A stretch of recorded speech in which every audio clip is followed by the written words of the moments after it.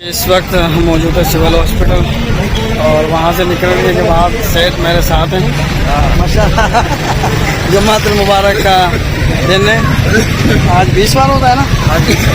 क्या बात है। तो अभी हम निकले हैं और ये कुछ सामान हमने शहरी के लिए खरीदा। क्या गया सर? खरीदारी के लिए पानी है, जूस है, बिस्किट है और खजूर वगैरह भी है, केले वगैरह भी हैं। ये शॉपिंग भी की है अफ्तारी की। आज सफ़र में क्या सफ़र है, रास्ता ही है थोड़ा सा।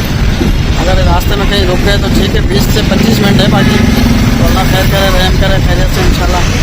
तो हम निकलने वाले हैं शहर के साथ और आप देख सकते हो बैठते हैं। तो आज का व्लॉग यही है, यही कहना चाहेंगे आपको कि अल्लाह सबको हॉस्पिटल से बचाए। हम आए थे हॉस्पिटल किसी की इजाज़त करने के लिए।